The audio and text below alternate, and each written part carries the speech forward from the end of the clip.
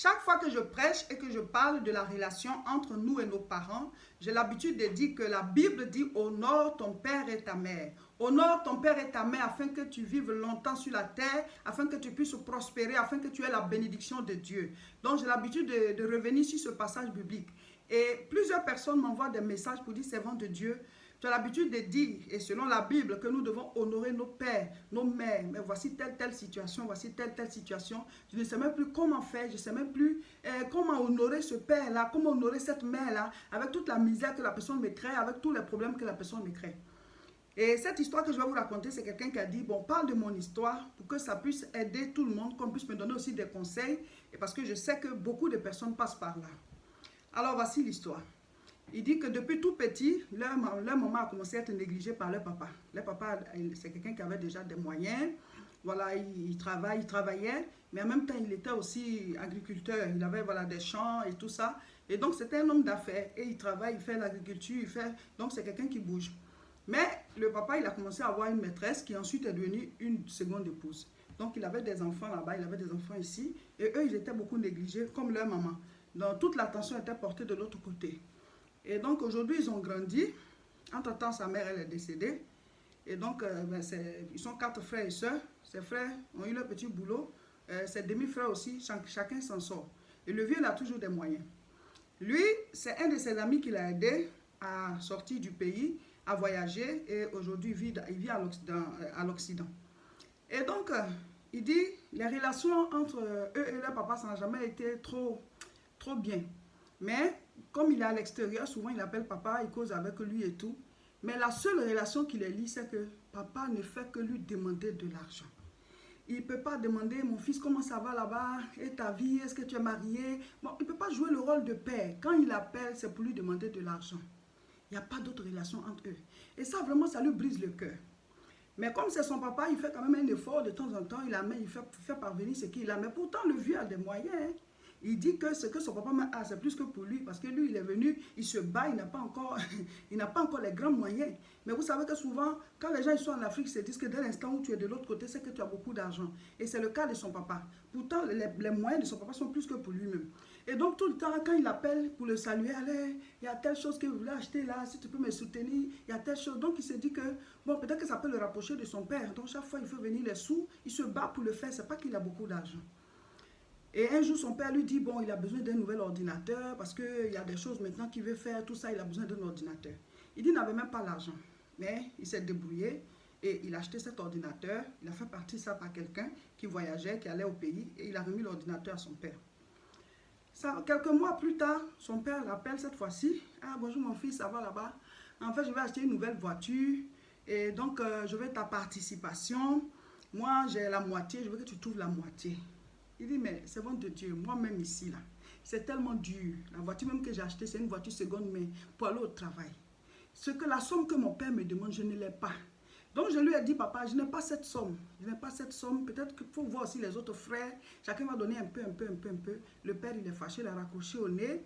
Et depuis ce temps, quand il appelle, il ne décroche pas. Et les quelques fois où le père, il a pris le téléphone, eh, ça va papa, oui ça va. Et puis il commence à prononcer des paroles. Si tu n'es pas mon fils, si c'est pas moi qui t'ai mis au monde, c'est là où tu es parti, là ça va aller. Et c'est ci et c'est là. Moi je suis ton père, je t'ai demandé telle chose. Je vais m'acheter une nouvelle voiture là. Voilà, tu es là-bas, tu peux même pas m'aider. Donc il a même les larmes aux yeux. Il dit, hé hey, papa, vraiment c'est pas facile pour ce frère. Et il dit, servant de Dieu, j'ai peur qu'il me maudisse. J'ai peur de la malédiction qui va sortir de sa bouche. Toujours vous dites d'honorer nos parents. Qu'est-ce que je peux faire? Dois-je aller m'endetter pour venir acheter cette voiture à mon père? Et puis je vais rentrer dans les problèmes. Toi-même, vous connaissez ce qui se passe en Europe ici. On se bat, on ne s'en sort pas. Et voilà que tout le temps, je dois ramener de l'argent à mon père. Alors que mes autres frères aussi sont là et que je peux aussi soutenir. Et moi-même, je n'ai même pas encore fini de me réaliser. Alors voici la situation, chers frères et sœurs. On va prendre la parole de Dieu pour donner des conseils à ce frère. Si vous aussi vous avez envie de dire des choses, vous pouvez les dire. Vous me dites, servant de Dieu, vous avez l'habitude de prêcher. Vous dites, honore ton père et ta mère afin que tes jours se prolongent sur la terre. Oui, j'ai l'habitude de prêcher. Mais en fait, c'est la Bible qui le dit. Et je donne toujours le verset biblique. Exode chapitre 20, verset 12. Ça fait partie des 10 commandements que Dieu a donnés à son peuple depuis Moïse, quand il est monté à la montagne et qu'il est descendu avec les commandements, honore ton père et ta mère. Et c'est le premier commandement auquel est attachée une promesse, afin que tes jours se prolongent sur la terre et que tu sois prospère. Donc, c'est une loi de la parole de Dieu. Donc, nous devons honorer nos parents. Mais vous savez, dans le mot honorer là, on ne sait pas ce que ça prend. Vous voyez, on ne sait pas ce que ça englobe. Donc, certains parents veulent surfacturer ce mot. Certains parents veulent en profiter pour faire des chantages à leurs enfants. Et c'est vraiment dommage. C'est vraiment dommage. Donc, aujourd'hui, on est en train de parler de ce sujet-là parce que plusieurs personnes sont victimes de cela. Il y a des parents très difficiles à vivre. Il y a des parents qui sont à la limite très méchants envers leur propre progéniture. Et je vais vous dire, Dieu le sait.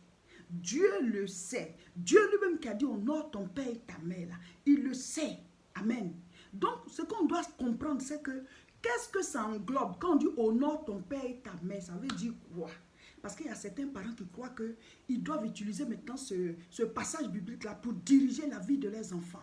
Ils doivent maintenant assujettir leurs enfants. C'est eux qui doivent conduire leur vie. Les décisions que leurs enfants doivent prendre là, c'est eux qui doivent maintenant être à la tête. Même ils veulent souvent diriger le couple, le foyer de leurs enfants. Parce que Dieu a dit, honore ton père et ta mère. Tu dois m'honorer. Tu dois m'honorer mon fils. Tu dois m'obéir ma fille. Parce que Dieu, il a dit ceci, il a dit cela. Mais ça ne veut pas dire qu'on doit diriger la vie de nos enfants. Ça ne veut pas dire qu'on doit assujettir leur vie. Ça ne veut pas dire qu'on doit les empêcher de s'épanouir, d'être méchants envers eux.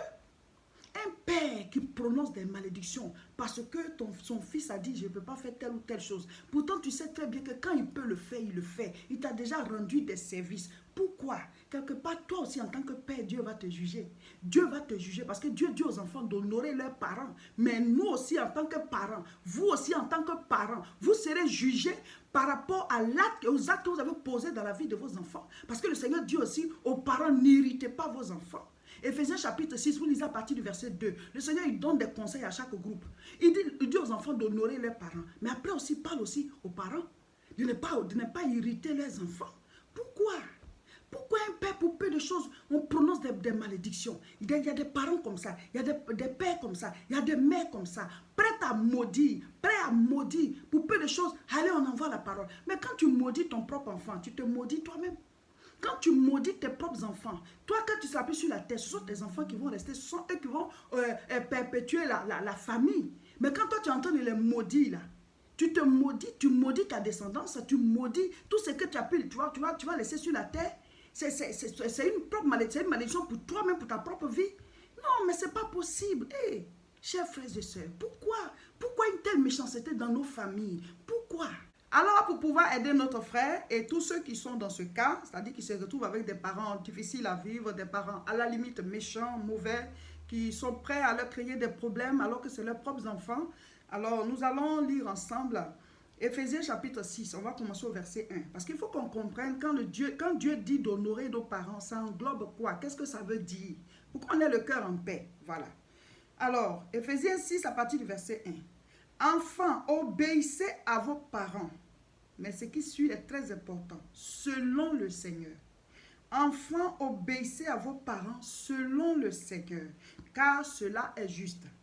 Vous savez, c'est comme la parole de Dieu, c'est comme au palais de justice.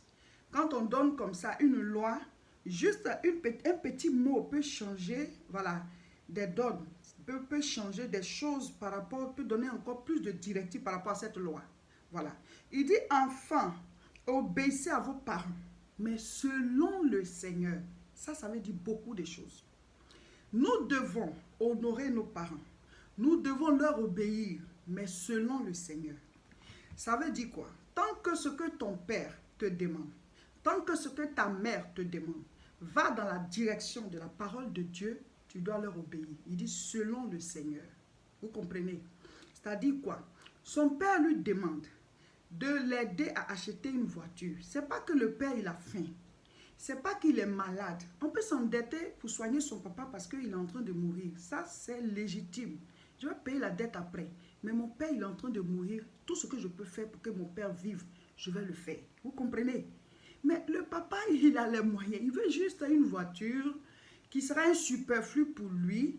Alors que le jeune, ça va l'endetter, il va se retrouver, vous savez vous-même, quand on prend des prêts à la banque, là, avec tout ce qui va s'ajouter comme intérêt, il sera dans les engrenages, là, il va rembourser, retomber, rembourser, il ne va pas s'en sortir. Et ce n'est pas que le vieux va finir, il va demander encore autre chose. Vous voyez? Donc c'est comme un trou qui va avaler les finances du jeune. Il faut qu'il soit courageux pour dire non. Mais en même temps, il a peur aussi de ce que son papa lance toujours comme parole. Vous voyez?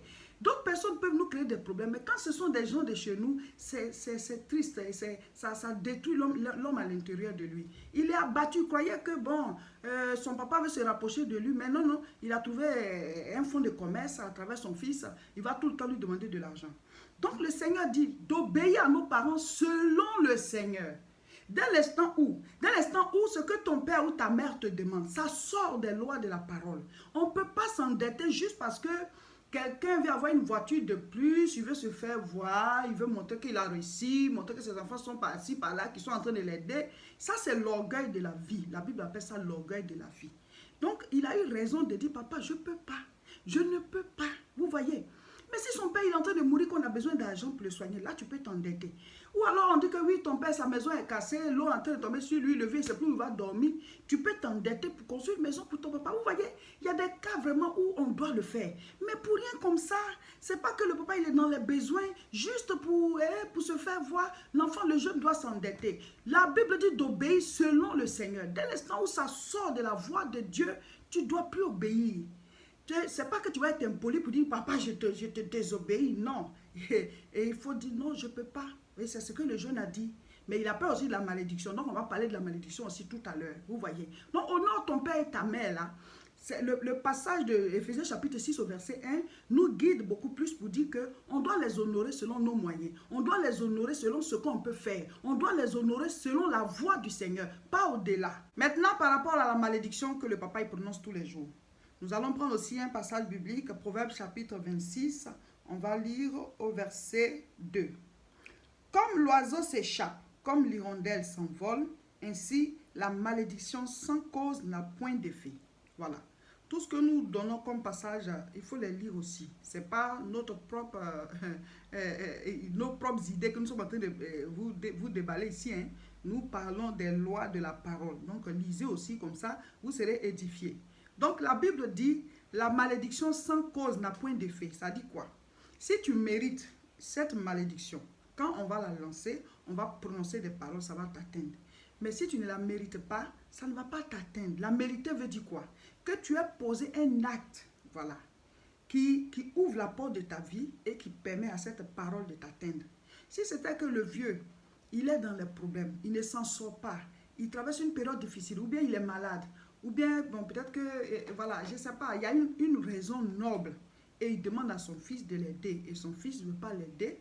En ce moment, s'il prononce des paroles, ça peut atteindre son fils. Parce que Dieu dit d'honorer ton père et ta mère, tu peux bien les aider, tu ne veux pas les aider. Donc s'il te maudit, ça peut t'atteindre.